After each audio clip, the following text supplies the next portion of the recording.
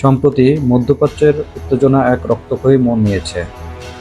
ইরানের স্থানীয় সময় আজ রাত ভোর 4টার দিকে তেহরানে একাধিক বিস্ফোরণের শব্দ শোনা যায়। ইসরায়েলের পক্ষ থেকে তেহরান সহ ইরানের গুরুত্বপূর্ণ সামরিক ও পারমাণবিক স্থাপনায় অতর্কিত হামলার পর পাল্টা প্রতিক্রিয়া হিসেবে ইরান ইসরায়েলের অভ্যন্তরে অন্তত 100টি ড্রোন হামলা চালিয়েছে। এই উত্তেজনা শুধু ইরান ও ইসরায়েলের মধ্যে সীমাবদ্ধ নেই, তা গোটা অঞ্চল ও বিশ্বের নিরাপত্তা পরিস্থিতিকে হুমকির মুখে ফেলেছে।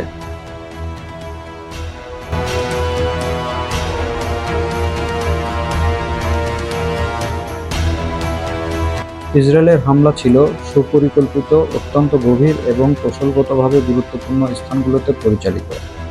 লক্ষ্যবস্তু ছিল তেহরান শহরের পারমাণবিক গবেষণা কেন্দ্র, সামরিক কমান্ড সেন্টার, রেভলিউশনারি গার্ডের সদর দপ্তর।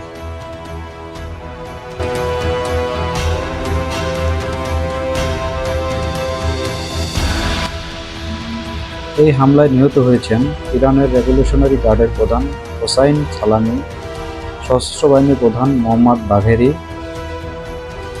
খতম আল আনবিয়ার কমান্ডার গোলাম আলী রশিদ। এছাড়া ইসরায়েলের অতর্কিত হামলায় ইরানের 4জন পরমাণু বিজ্ঞানী নিহত হয়েছেন। তাদের একজন হলেন ফরায়েদুন আব্বাসি। আব্বাসি ইরানের পারমাণবিক শক্তি সংস্থা আইওআই এর সাবেক প্রধান।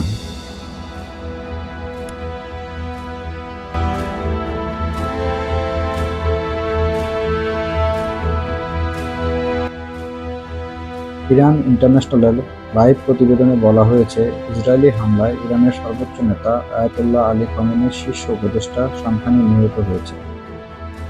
এই নেতৃত্বস্থানীয়দের মৃত্যু ইরানের নিরাপত্তা ও পারমাণবিক নীতিতে এক বিশাল ধাক্কা।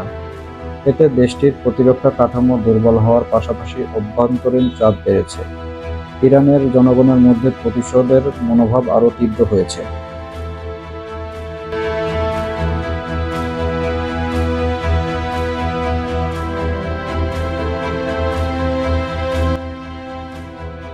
ইরান প্রথম দফায় 100টির বেশি ড্রোন ইসরায়েলের দিকে ছুড়েছে।